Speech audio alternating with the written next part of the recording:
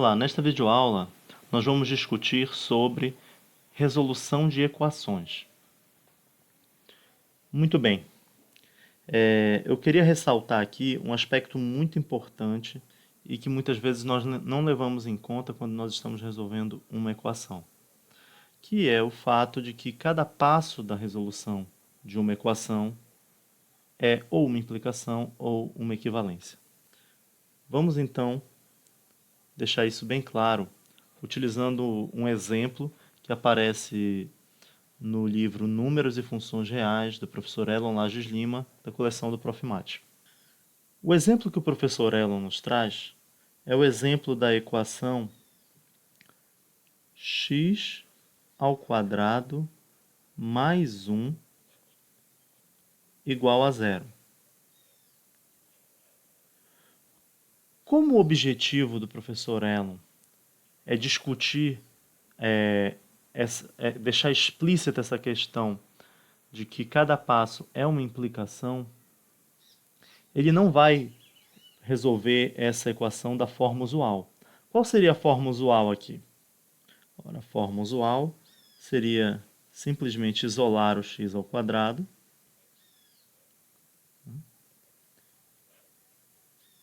e concluir que x ao quadrado igual a menos 1 é igual a menos 1 e, portanto, aí vem a nossa primeira discussão, né? Essa equação é equivalente à primeira, tá? E, portanto, ela não tem solução nos reais. Então, a primeira discussão que nós vamos fazer é, quando nós estamos resolvendo uma equação, nós temos que ter a preocupação sobre quem é o nosso conjunto universo. Nesse caso, quando eu considero o meu conjunto universo como sendo o conjunto dos números reais, eu afirmo nesse ponto que isso aqui não tem solução, porque não existe nenhum número real que, elevado a um expoente par, resulte em um número negativo. Tudo bem? Se nós estivéssemos resolvendo esta equação no campo dos complexos, se meu universo fosse o conjunto dos números complexos, nesse caso eu diria que essa equação possui duas soluções, a saber, mais i e menos i, não é verdade? Por quê? Porque tanto i ao quadrado é igual a menos 1,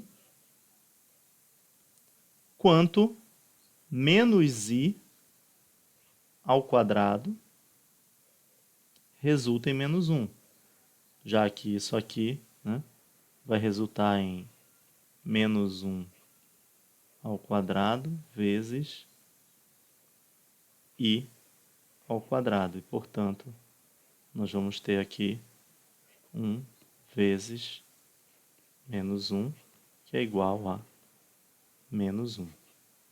Tudo bem?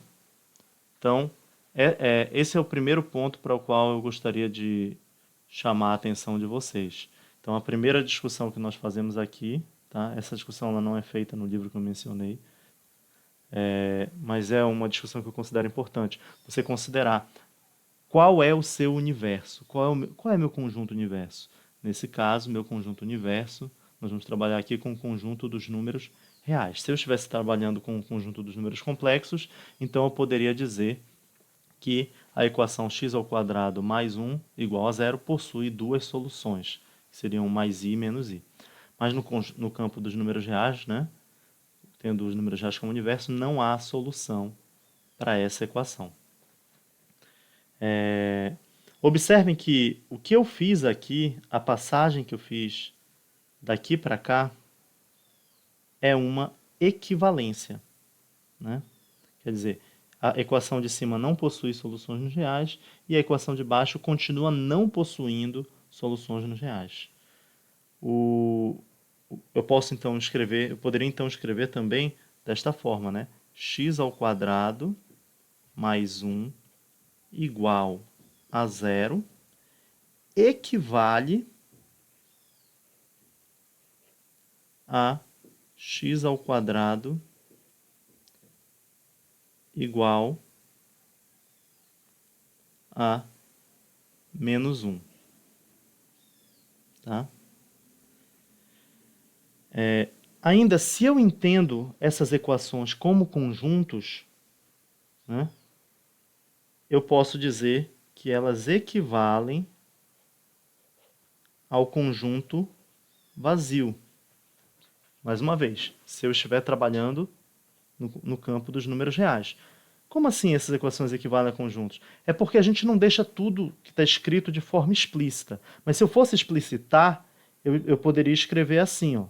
Esse x ao quadrado mais 1, né, seria isso aqui. Ele é o conjunto x pertence ao conjunto dos números reais, já deixando claro quem é o meu universo. Deixa eu dar uma ajeitada aqui. Deixando claro que meu universo é o conjunto dos números reais, né? Tal que x ao quadrado mais 1. Ou seja, essa é a condição, igual a zero. Então, isso é o conjunto dos números reais que satisfazem essa condição aqui. Tá? Esse conjunto equivale ao conjunto dos números reais que satisfazem a outra condição ali, colocada.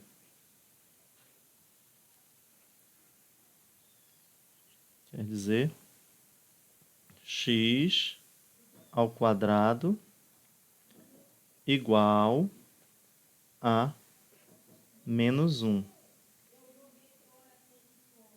Que equivale ao conjunto vazio. Por quê? Porque nós sabemos que não há número real que satisfaça essa condição, né? X ao quadrado mais 1 igual a zero, assim como não há número real que satisfaça a condição x ao quadrado igual a menos 1.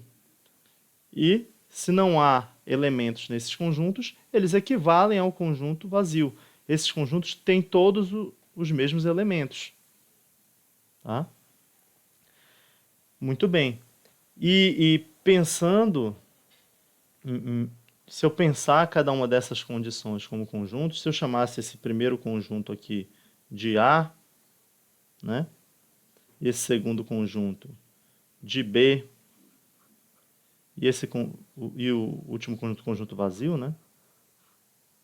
Eu posso pensar que se eu escrevesse aqui apenas a implicação, porque toda equivalência é também uma implicação, né? Só que uma implicação que vale a ida e a volta, eu poderia reescrever isso na notação de conjuntos da seguinte forma.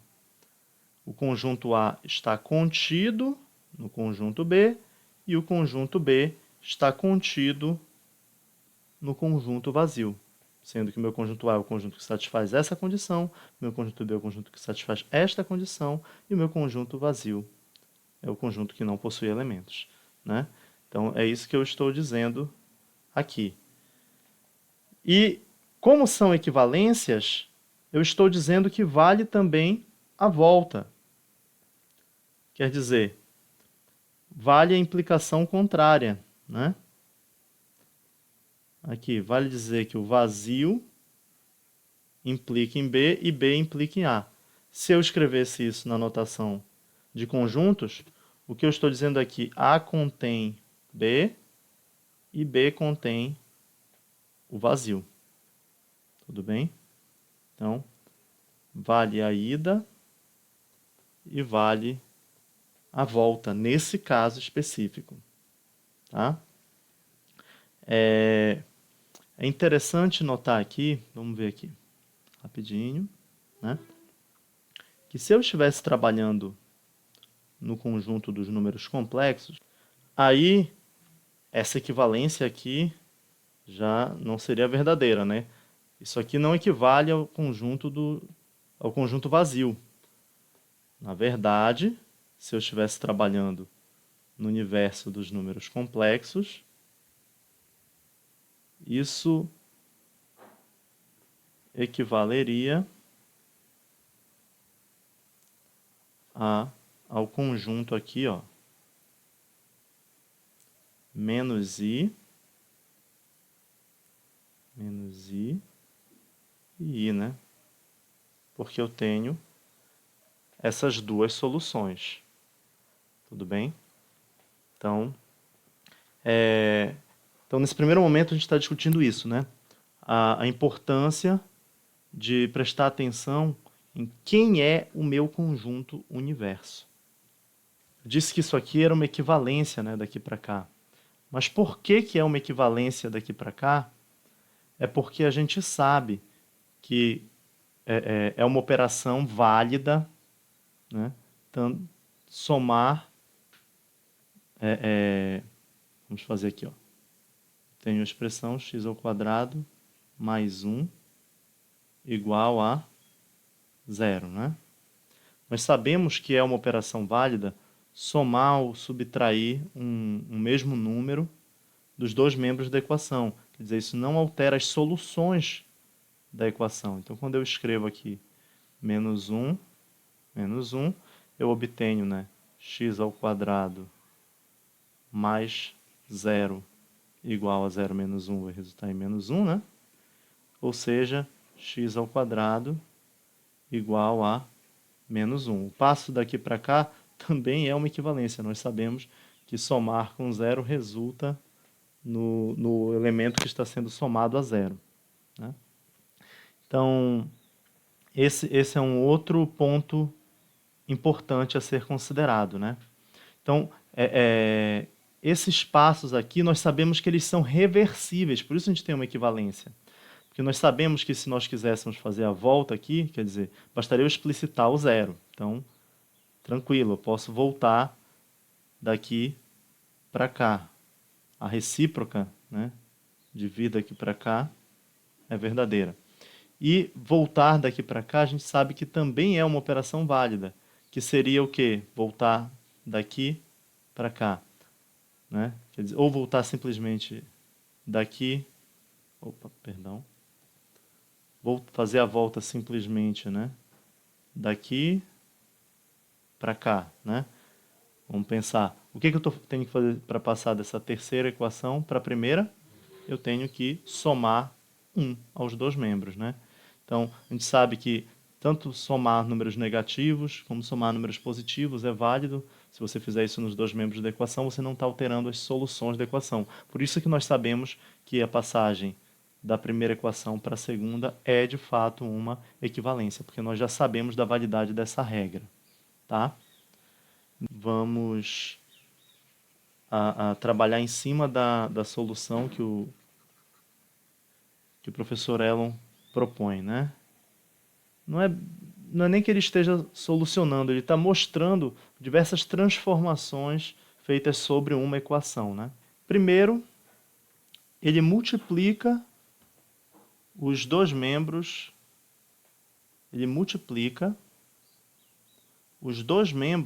da equação pela expressão x ao quadrado menos 1,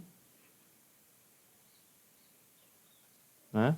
Ele multiplica os dois membros da equação, obtendo assim o quê? Como você tem aqui a soma de x ao quadrado com 1 e aqui você tem a diferença de x ao quadrado com 1, nós sabemos que isso é igual o produto da soma pela diferença de dois termos é igual à diferença entre dois quadrados. Né? Então, o quadrado de x ao quadrado é igual a x elevado à quarta potência. Então, vamos ficar menos, né, o quadrado de 1, que é 1. E isso vai ficar igual a 0. O passo seguinte aqui é isolar o x à quarta, né? Então, nós temos x elevado à quarta igual a 1. Positivo, né?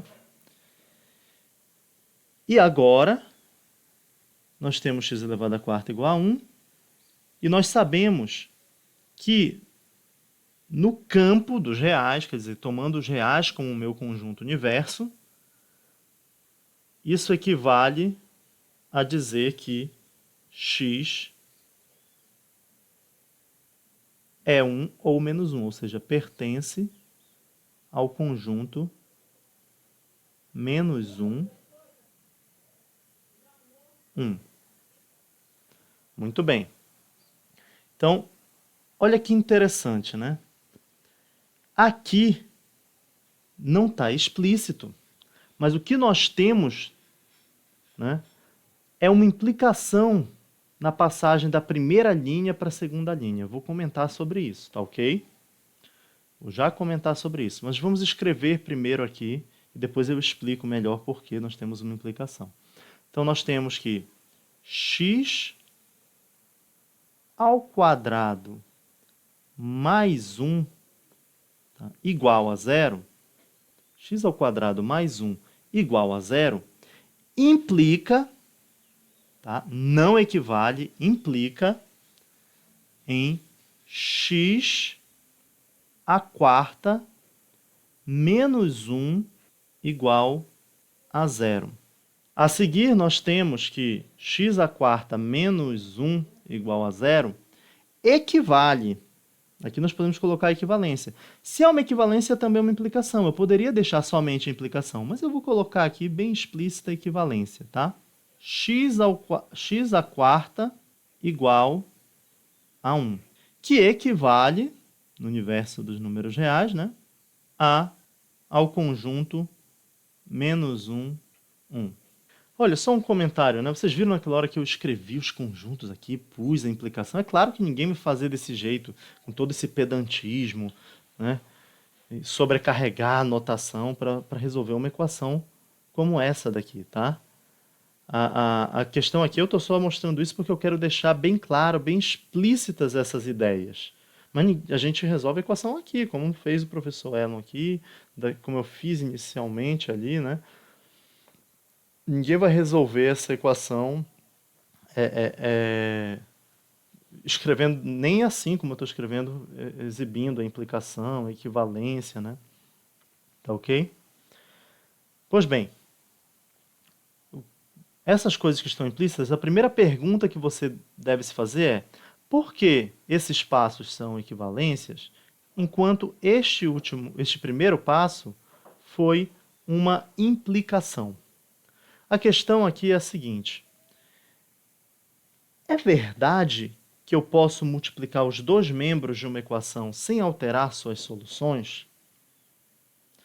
Se você estiver multiplicando por um número diferente de zero, ou o que eu estou dizendo, se você estiver multiplicando por um número diferente de zero, a resposta é sim. Quer dizer, vamos observar isso aqui a partir de um exemplo. Nós sabemos, né, que 3 é igual a 3, né? E que se nós multiplicarmos essa equação por 2, os dois membros da equação por 2, nós vamos ter o quê? Nós vamos ter, tá? Multiplicando os dois membros desta equação aqui por 2, nós vamos ter 3 vezes 2 igual a 3 vezes 2 e, portanto, 6 igual a 6, né? Só estou dando um exemplo para a gente enxergar melhor as coisas, tá? Então, e mesmo que esse número fosse negativo, né? Fosse menos 2, não teria problema, daria menos 6 igual a menos 6, né? Então, não é um problema nesses casos, né? E por que é um problema multiplicar por zero? Você pode dizer, mas professor, se eu tivesse 3 igual a 3 multiplicasse por zero, continuaria verdadeiro. Realmente. Mas olha o que acontece agora nesse caso bem aqui, ó. Eu tenho 3 igual a 5. Isso é verdade? Não, isso é falso. Vou multiplicar por 2 os dois membros desta equação. Como é que vai ficar? Vai ficar 3 vezes 2 é igual a 5 vezes 2, não é isso? Ou seja, 6 é igual a 10. Eu parti de algo falso, 3 igual a 5 é falso, e cheguei ainda em uma falsidade. 6 igual a 10 é falso. Ou seja, quando eu multiplico por 2 uma equação, né, que é verdadeira, ela permanece verdadeira. Quando eu multiplico uma equação falsa por 2, ela permanece falsa. Mas, se eu pegar essa mesma equação, 3 igual a 5, né? 3 igual a 5, e multiplicar essa equação por 0, o que vai acontecer? Eu vou ter 3 vezes 0 igual a 5 vezes 0. Ou seja, 3 vezes 0 é 0 e 5 vezes 0 é 0, o que é evidentemente verdade. Mas eu parti de algo falso. 3 igual a 5 é absolutamente falso. E eu cheguei em algo verdadeiro. Ou seja, multiplicar equações por 0 pode tornar algo falso em algo verdadeiro. E isso não é algo desejável. Nós não queremos esse tipo de coisa. Então, multiplicar uma equação por 0 não é uma operação válida. Tá ok? Entendido isso? Nós não podemos multiplicar uma equação por 0. Então, eu queria chamar a atenção para o seguinte fato, que a gente tem que ter um certo cuidado, sempre que nós formos multiplicar ambos os membros de uma equação, por uma expressão que possui uma incógnita. Ah, eu não posso fazer isso? Você pode, mas você tem que ter um certo cuidado. Por quê? Porque quando você multiplica uma expressão, uma equação, por uma expressão que possui uma incógnita, né, você tem que ficar atento para a possibilidade dessa expressão resultar em 0. Então, é um passo válido esse primeiro passo que eu fiz? Sim, ele é um passo válido. Eu posso multiplicar por essa expressão aqui a equação x² mais 1 igual a 0. Só que ele não vai ser uma equivalência, ele vai ser apenas uma implicação. E por que ele é apenas uma implicação? x² mais 1 igual a 0 é, na verdade, uma sentença aberta. Ou seja, ela é verdadeira ou falsa, dependendo dos valores que x assumir.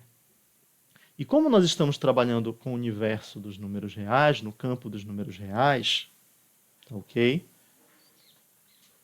Como nós estamos trabalhando no campo dos números reais,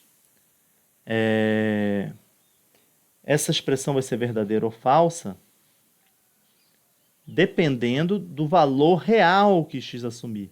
Na verdade, essa expressão aqui em particular é sempre falsa no campo dos números reais. Nós já vimos isso.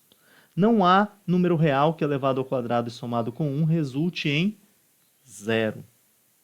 Tudo bem? Então, essa expressão ela é falsa, sempre falsa. Tá? Uma expressão sempre falsa. E nós aprendemos, quando nós estamos estudando os conectivos lógicos, né?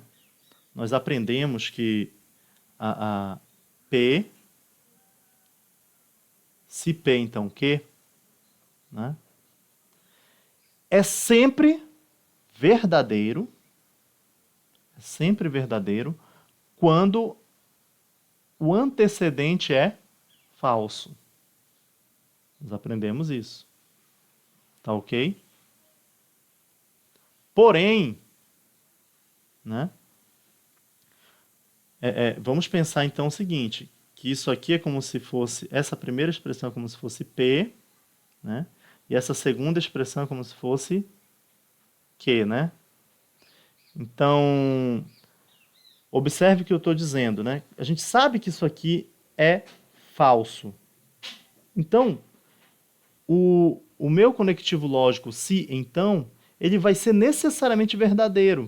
Então, está garantido que isso é uma implicação, porque uma implicação é uma proposição do tipo condicional em que a condicional é sempre verdadeira. Tudo bem?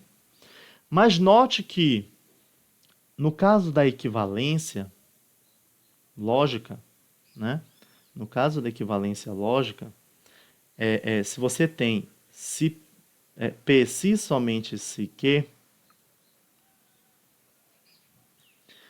para que a equivalência lógica seja verdadeira, tá? Para que a equivalência lógica seja verdadeira, as duas proposições envolvidas precisam ter o mesmo valor lógico, ser ambas verdadeiras ou ser ambas falsas. Então, se aqui for falso, isso aqui tem que ser falso. Se isso aqui for verdadeiro, isso aqui tem que ser verdadeiro. E nós sabemos ainda, né, que se eu tivesse aqui, ó, o contrário aqui, né, ó, a volta, eu sei que isso aqui é falso, tá? Eu sei que isso aqui é falso. Se o meu antecedente for verdadeiro, e o meu consequente for falso, nota que eu fiz a seta apontando ao contrário agora, tá, gente? Se meu antecedente é o que agora? Se meu antecedente for verdadeiro e o meu consequente for falso, a minha implicação lógica, ela é falsa. Tudo bem? Então vamos voltar para cá, A minha pergunta é, e essa expressão aqui? Ela é sempre verdadeira ou sempre falsa? Essa sentença aberta, na verdade, que não é uma proposição, uma sentença aberta, né? Para ser proposição, ela precisa ser quantificada, né? Essa minha sentença aberta, ela é sempre verdadeira ou sempre falsa? A resposta é não, né? Existem valores que tornam esta sentença verdadeira, né? Então ela pode ser falsa ou verdadeira. E quando é que essa sentença é verdadeira? Essa sentença aqui é verdadeira quando x é menos 1, porque menos 1 elevado à quarta vai dar 1, 1 menos 1 vai ser igual a 0. Ou quando x for 1, 1 elevado à quarta dá 1, menos 1, 0. E aí eu tenho 0 igual a 0, né?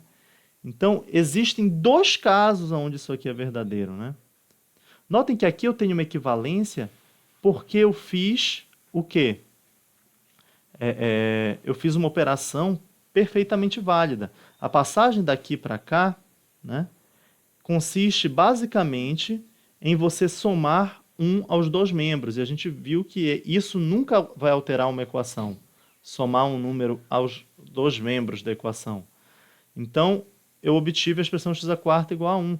E nós sabemos que isso aqui equivale ao conjunto menos 1, 1, que é justamente o conjunto que torna essa sentença aberta verdadeira, é o meu conjunto solução.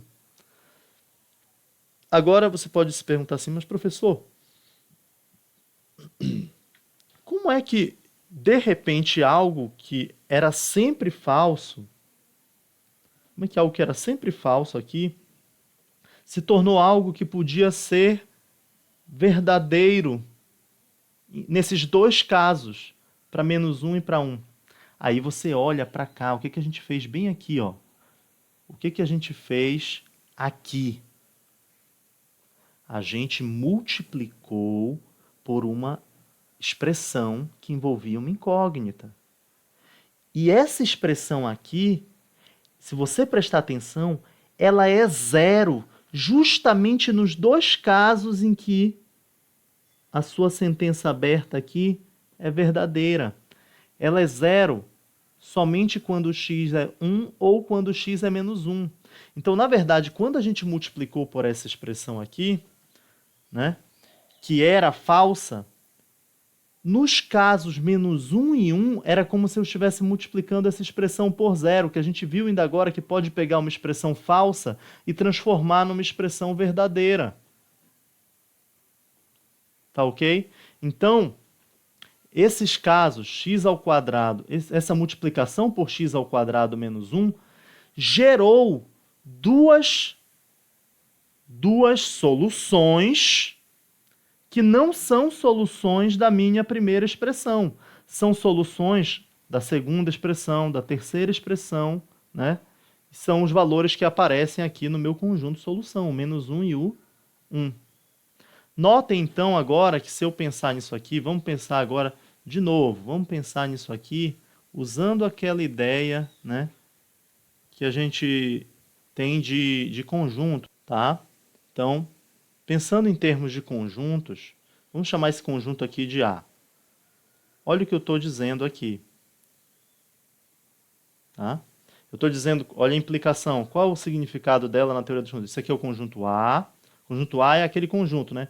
É o conjunto X pertence aos reais tal que X satisfaz a condição dessa equação. Meu conjunto B, agora aqui, ó, tem o meu conjunto B, que é o conjunto que satisfaz dos números reais que satisfaz essa condição. Vou ter meu conjunto C, dos números reais que satisfaz essa condição, e tenho esse conjunto bem aqui, né? Menos 1, né? E 1.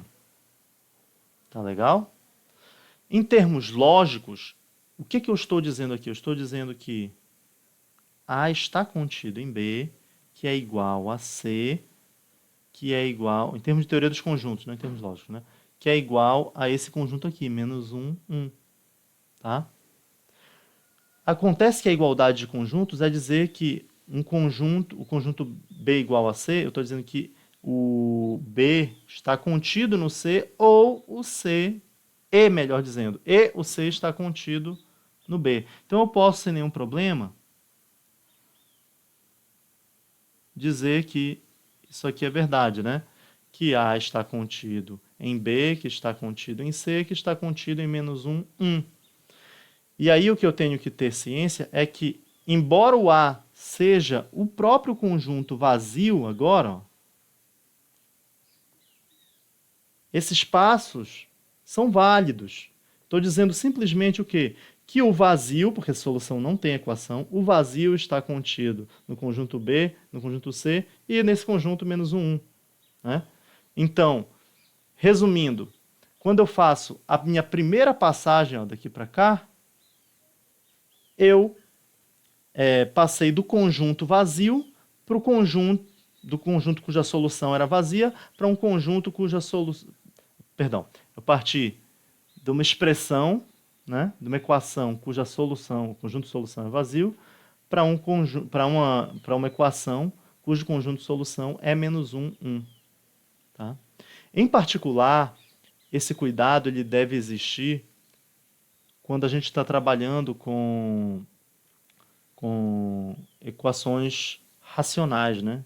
Perdão, irracionais, que são aquelas que envolvem você levar os dois membros ao quadrado, etc. Ou seja, isso nos alerta para a importância de estar atentos se um dos nossos passos não é implicação, né?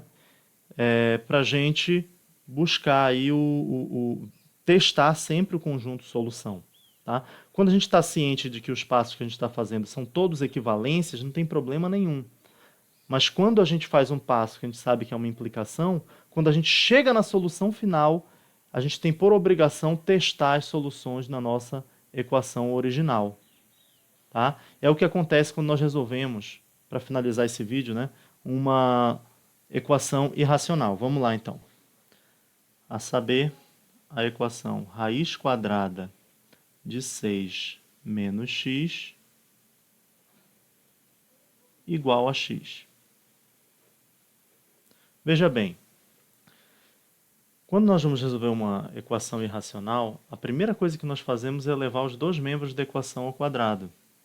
Né? Aqui, se nós fizéssemos isso, nós íamos ficar com 6 menos x igual a x ao quadrado. Acontece que isso resulta em 0 igual a x ao quadrado mais x menos 6. Nós sabemos que as soluções dessa equação do segundo grau, né, são x igual a 2 ou x igual a menos 3. Isso a gente confirma facinho por soma e produto, né? Porque 2 vezes menos 3 dá menos 6 e 2 menos 3 vai dar menos 1, que é o coeficiente do termo linear aqui com sinal trocado, né? Então, essas são as soluções desta equação do segundo grau. Mas será que elas são soluções da minha equação irracional? Vamos testar? Se eu jogar aqui o valor 2, vamos ficar com 6 menos 2 igual a 2. 6 menos 2 é igual a 4. Raiz quadrada de 4 é igual a 2. Tudo está certo, isso é verdadeiro. Agora, se eu jogar aqui raiz quadrada de 6 menos menos 3, né, igual a menos 3, nós vamos ter o quê? Menos menos 3 dá mais 3 com mais 6 vai dar raiz quadrada de 9. Só que isso é falso. Raiz quadrada de 9 é 3 positivo e não 3 negativo. Então, nós ficamos aqui com um resultado falso e outro verdadeiro. Em outras palavras, o conjunto solução da minha equação irracional, ele é formado apenas pelo número 2 e não pelo número menos 3. Então, esses procedimentos, esses passos que a gente fez, eles nos ajudam a encontrar a solução? Sim. Por quê? Porque eles me apresentam o conjunto solução 2 menos 3, que embora não seja o conjunto solução, vamos chamar de S aqui, o conjunto solução da nossa equação irracional. Embora eu saiba que nem todas as soluções desse conjunto são soluções da minha equação irracional, antes eu estava no escuro, quer dizer, eu não tinha a menor ideia de qual era os valores de x que satisfaziam essa equação. Agora eu sei que o conjunto S, que é o conjunto de solução da minha equação irracional, está contido nesse conjunto. Então basta eu testar esses dois valores e ver qual deles é efetivamente solução da minha equação irracional, que era a equação original, cujas soluções eu queria saber. Tudo bem? E por que não deu exatamente as soluções, né? Deu apenas um conjunto, né, que continha as soluções. Porque o primeiro passo é uma implicação. Elevar os dois membros de uma equação ao quadrado pode introduzir raízes estranhas. É a mesma coisa que a gente viu antes, né? Sobre a multiplicação por zero. Só que aqui, no caso, nosso problema é outro. Quando eu tenho, por exemplo, algo falso, como isso, 2 não é igual a menos 2, né? Isso é falso. Né? Se eu elevar ao quadrado os dois membros aqui,